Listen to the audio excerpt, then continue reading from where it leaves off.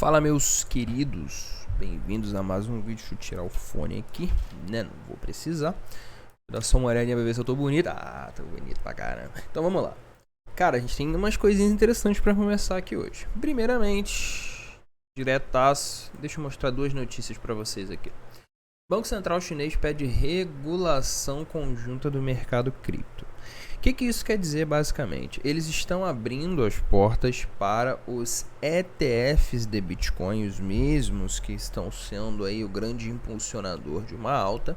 E isso é interessante e complicado ao mesmo tempo. Isso é interessante porque para a gente isso significa que o mercado tradicional está aceitando criptomoedas como de fato parte da sua economia, né? Certo? Então assim, isso por um lado é bom. Porque isso traz liquidez para o nosso mercado, isso traz formas de atuação para o nosso mercado, porém, isso traz regulamentação. E regulamentação significa imposto. Então, por um lado, teremos mais liquidez, por um lado, teremos um crescimento exponencial, por um lado, nós teremos uma aceitação pública melhor, por outro lado, imposto. E aí, Felipe, vale a pena? Bom, eu acho que não cabe aqui a gente dizer se vale a pena ou não, porque ia acontecer em algum momento. A gente não podia ter um mundo inteiro atuando debaixo dos panos do governo sem que o governo quisesse regulamentar e, obviamente, meter a mão nisso. A gente sabe que a gente funciona em sociedade e é assim que funciona. A gente não tem desenrolo aqui. Certo? Eu acho interessante se essa regulamentação, como virá no Brasil a partir do ano que vem, inclusive aí meu imposto de renda, vier com lucro exponencial, né, sobre esse fato. Por quê? Mesmo acreditando que após a saída dos ETFs o Bitcoin vai despencar papo de pelo menos uns 20% em um único dia, ou pelo menos em uma única semana, eu realmente acredito nisso, sendo bem sincero, e depois eu explico por quê.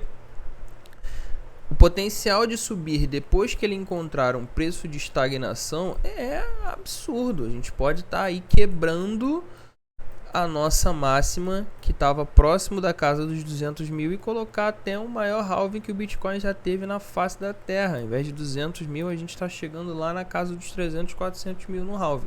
Felipe, tu realmente acha que isso é possível? Eu acho, cara. Porque a partir do momento que vai entrar o mercado tradicional, é muita grana que vai entrar no Bitcoin. É muita grana. Então, se só os investidores padrões de Bitcoin fizeram essa alta exponencial, imagina quando o mercado tradicional, os tiozão dos paletola de Wall Street, começarem a entrar com as suas gestoras, né? Porque é diferente do cara operar ali com uma quantia diferente, né, da gestora. Imagina quando as maiores gestoras estiverem falando de Bitcoin. Por que elas investem em Bitcoin? Beleza, eu até acredito. O problema é ela falar disso aí na TV, num podcast de economia normal, onde, querendo ou não, vai ser levado como conselho financeiro. Então, eu particularmente acredito sim que a gente vai ter uma liquidez absurda no mercado, semelhantemente uma regulamentação que pode doer um pouco no bolso. Então, preparamos o nosso psicológico para ambos os cenários. Um vem acompanhado do outro, certo? Se for assim, pelo menos é uma vinda bem-vinda, né? Um imposto que acompanha consigo um lucro absurdo, beleza? Segunda notícia, isso aqui vai ficar lá nos fixados, né? Vai lá na descrição se você quiser ler depois. Olha que interessante aqui. A OpenAI prevê o financiamento potencial superior a 100 bilhões. Os caras falam aqui na notícia que eles querem aportar, estão considerando, tem investidores querendo aportar 100 bilhões na empresa. E aí olha que interessante. Se isso se concretizasse, a OpenAI se tornaria a segunda startup mais valiosa dos Estados Unidos, atrás apenas da empresa de tecnologia aeroespacial SpaceX. Agora olha que interessante aqui, criador da Crypto WorldCoin, aquela que eu fico enchendo o saco para vocês. Olha ele aqui, ó, Sam Altman, que também é um dos desenvolvedores, um dos criadores desta bodega, desta OpenAI. Então, desculpa, vai ganhar de tabela sim, Então, isso aqui para mim é um indicador muito mais poderoso de que eu preciso ter mais WorldCoin na minha carteira, certo? Talvez por isso tenha tido aquele crescimento gigantesco. Não, ela nem tá aqui, tá aqui. Ela tenha tido um crescimento gigantesco esses últimos dias aqui, que ela meteu 54% em um único dia. Porque antes dessa notícia aqui vir à tona, né, que foi há 59 minutos atrás, tá ligado que rolou aquele WhatsApp entre os amigos rico e milionário lá do... Tá ligado? Você tá ligado que eu tô ligado. Você manda suas apostas esportivas pro seu amigo e toma head. Imagina os caras lá que tem $1 bilhão e manda sugestão financeira um pro outro. Acontece aqui, acontece aí, acontece lá entre os caras mais ricos do mundo. E justamente nisso, tal qual falamos, os caras foram lá e aportaram antes de pessoas como eu e você aportarem. Se bem que eu não vou me distanciar disso aí, porque eu falo dela desde que ela estava aqui, por ser um projeto bom, obviamente, não porque eu sabia que isso ia acontecer, mas eu tô feliz que isso aconteceu e aportarei mais, obviamente. A gente vai chegar no gráfico dela, daqui a pouco eu vou explicar aqui o conceito gráfico. Mas são essas duas notícias que eu quero que você grave na sua cabeça, porque são extremamente importantes, tá? Não vai perder dinheiro aqui, pelo amor de Deus. Indo diretão para o nosso gráfico, temos uma situação um tanto quanto incômoda aqui, que é basicamente um M gráfico.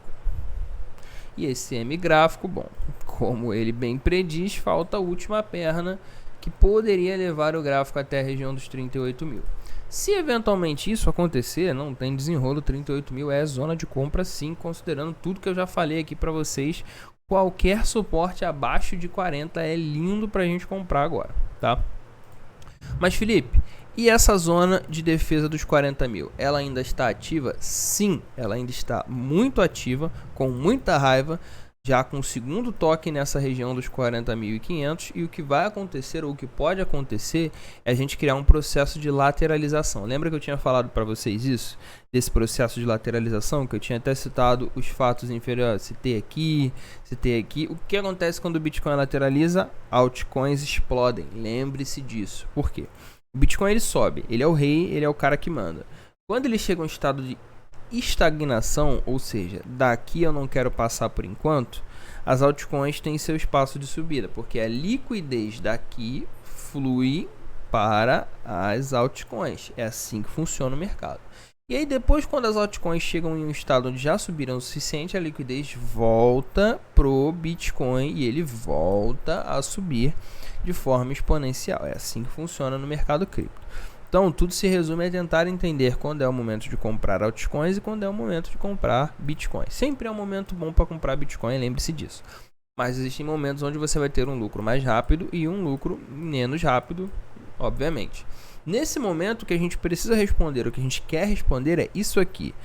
Vai ser um processo de lateralização, ou a gente vai confirmar como um M gráfico e buscar um suporte abaixo de 40.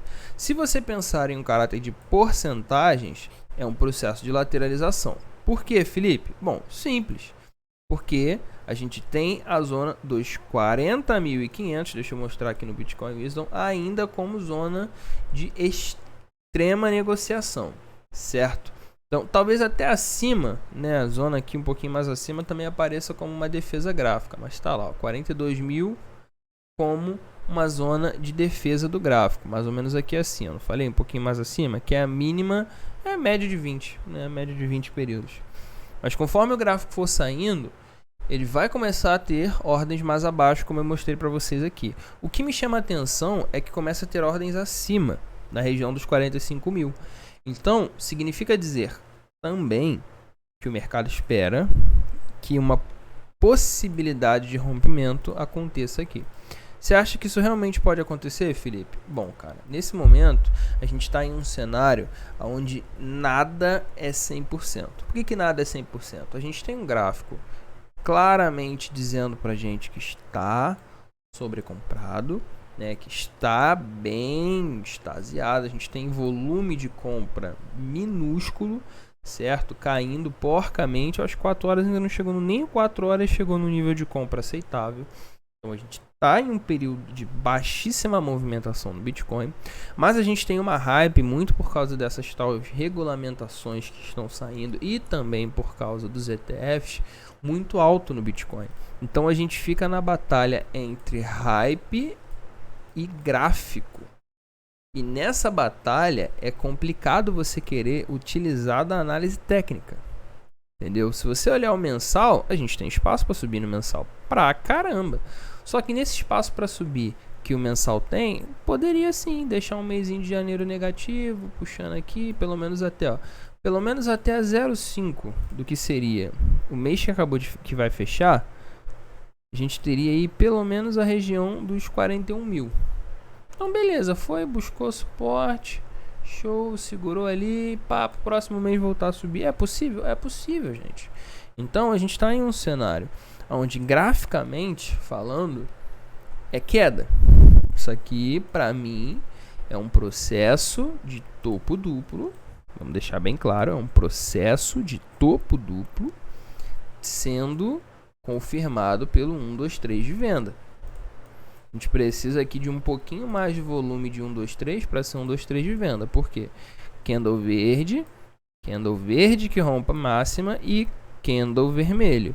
Se esse candle vermelho fechar abaixo de 43.400, é um indicador claro pra gente para meter um shortzaço aqui na mínima desse candle, um stopzão na máxima, porque a probabilidade de amanhã, domingão, a gente começar um processo de queda é alto. O que a gente não sabe é se esse processo de queda tem força para perder a zona dos 40.500 ou não. Isso aí, amigo, é a pergunta que literalmente vale $1 milhão. Então, se eu for shortar amanhã, né, dizendo claramente o que eu vou fazer, se o gráfico permitir que eu faça uma operação de short amanhã, se ele fechar próximo a essa mínima aqui e eu posicionar o meu short aqui com o stop aqui em cima, o primeiro lugar onde eu vou querer executar lucro é próximo à zona dos 41 mil. Depois disso, eu poderia tentar segurar para ver o que vai acontecer aqui. Se ele vai, né, deixar um pavio como esse e retomar a alta, ou se ele vai continuar caindo, porque aí o próximo alvo está lá em 38 mil, onde a gente encerraria o M. Por que a gente encerraria? Porque ele partiu daqui. Então, ele tem que voltar para lá. Beleza? Então, é o que a gente tem agora para o Bitcoin. Tem muito desenrolo aqui, não está convidativo para a compra, pelo contrário, está convidativo para a venda, mas o hype que se tem em cima do Bitcoin deixa a gente com o pé atrás, certo? De qualquer forma, para a gente é vantagem. Ou a gente shorta aqui para recomprar lá em 38, ou continua subindo e a gente vai buscar essas zonas do 45, que já começa a ter bastante ordens aqui no Bitcoin Wizard, certo? Particularmente, eu diria que a possibilidade da gente ter uma queda é bem maior. Mas vamos observar o fechamento de hoje. O fechamento de hoje vai dar um norte melhor pra gente. Porque se isso aqui fecha verdinho, se isso aqui fecha lá em 44 mil, ele invalida o 1, 2, 3 de venda. E aí a configuração já é outra, certo? A gente desce aqui para 4 horas, fica um pouco mais aparente. Porque se ele fecha acima, isso aqui seria um topo, um fundo ascendente. Porque, ó, fundo, a lateralização e tal. Fechei acima de 44. Fechei num candlezão verde aqui. Então eu invalido um eventual processo de continuidade de baixa. Então, toda vez que você tiver dúvida, desce um tempo gráfico. E aí você vai ver o tempo gráfico aqui, isolando esse pedaço aqui, a gente vê que é um processo de topos e fundos ascendentes. Então, nesse momento, para que seja formado um próximo topo, precisa romper a zona dos 44.300. Se não romper, ele inicia o processo de reversão, certo? É assim que funciona. Então, o gráfico em si não é tão complicado da gente entender, desde que a gente utilize mais a razão do que qualquer outro tipo de emoção, certo? Eu estou de olho em algumas criptos, né? A primeira cripto, Matic, subiu bem, mas ela está formando esse desenho gráfico aqui. Eu não vou me delongar muito. É um desenho gráfico, né, nítido. Então a gente está fazendo esse desenho. Nesse ponto aqui já não fica tão atrativo para a gente tentar fazer long short, certo? Até porque eu opero mais swing trade do que futuros. Se você opera futuros, pode até valer a pena você querer alavancar isso aqui quando chegar pelo menos próximo aos 90 centavos. Mas eu particularmente não gosto disso. Eu estou de olho no rompimento disso aqui. Porque a ideia clássica, rompeu, em algum momento, no momento que ele romper, o que a gente vai fazer? Vamos lá, desenhozinho. Digamos que ele continue nesse processo aqui, beleza? Pá, rompeu para cima. No momento que ele romper o topo anterior, o que você vai fazer? Vai projetar a primeira pernada a partir do rompimento, mas você só vai entrar quando ele romper o topo, tá?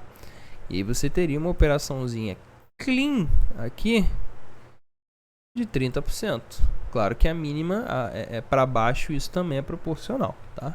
Que a gente não está dizendo que vai romper para cima e para baixo. Rompeu para baixo, perdeu o suporte, o processo é o mesmo.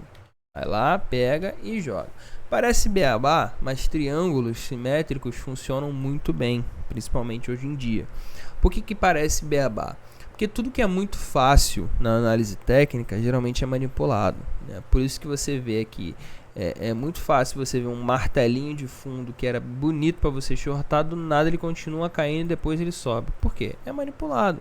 E é muito fácil você manipular isso, porque é isso que você aprende nos livros. Só que triângulos simétricos, topos duplos, triplos, geralmente são situações onde o gráfico dá uma respeitada legal. Então por isso que eu fico de olho quando eu vejo um triângulo simétrico, porque de fato aqui pode dar uma bela operação pra gente, tanto de long quanto de short. Eu espero que seja de long, eu quero que isso aqui rompa para cima, eu gosto muito da Matic, mas quem dá as cartas é o mercado, a gente só interpreta elas.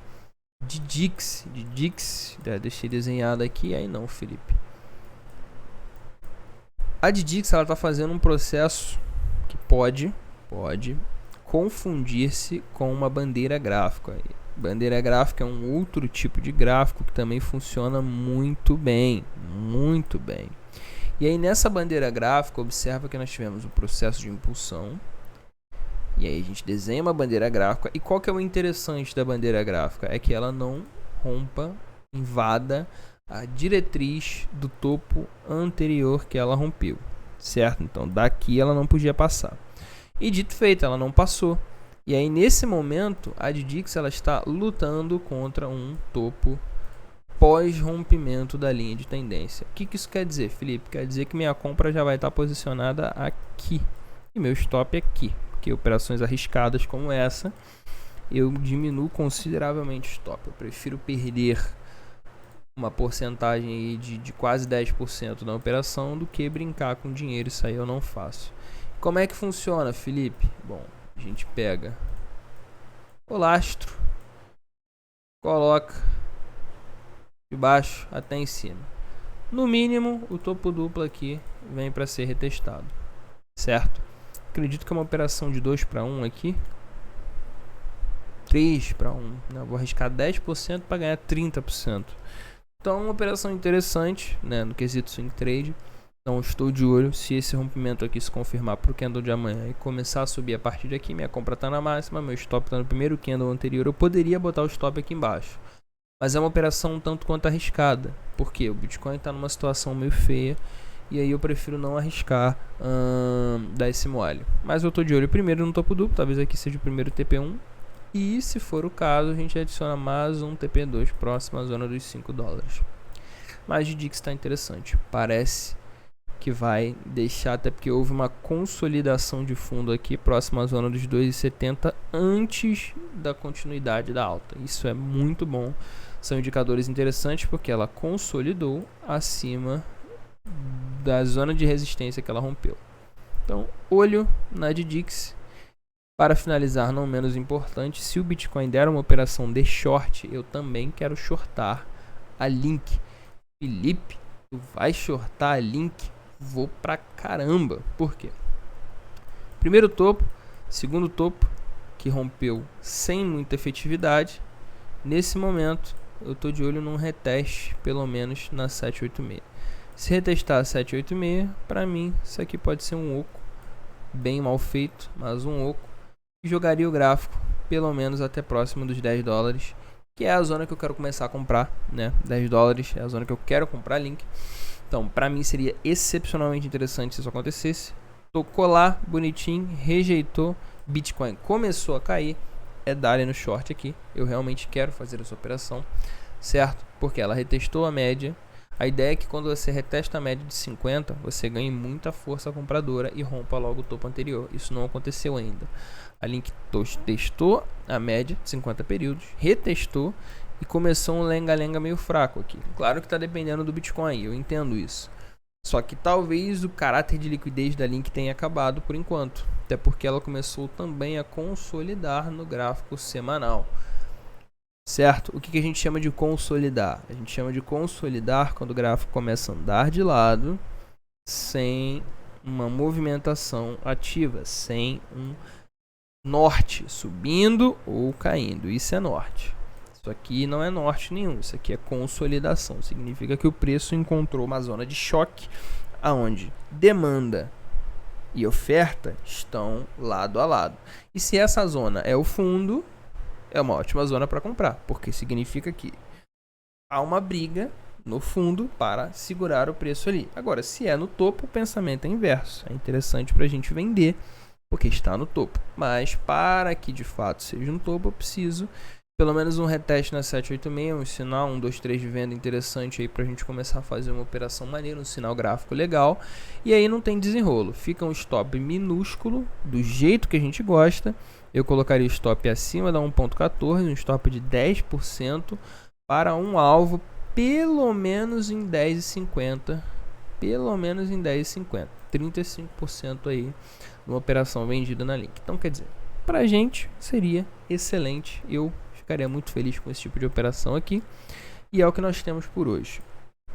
Menção honrosa ao WorldCoin. Lembra que eu falei que essa zona da 0,5, 3,13 era uma boa zona de compra. Bom, ela está rumo a esse ponto. Já fechou um N invertido. Então a ideia é que ela continue caindo e reteste essa região aqui. Segurando, consolidando nessa região, fazendo figura gráfica de reversão é dali ali sem dó. Até porque, observa, a RSI está permitindo que isso aconteça. Beleza? Então, é basicamente o que nós temos. Olho nessas notícias, olho também no Bitcoin. Pode ser que dê operação mais tarde, semelhantemente em Matic. Então tem muita coisa boa no mercado para a gente operar. Não tem porque a gente ficar desesperado atrás de meme coin quando tem lucro na mesa.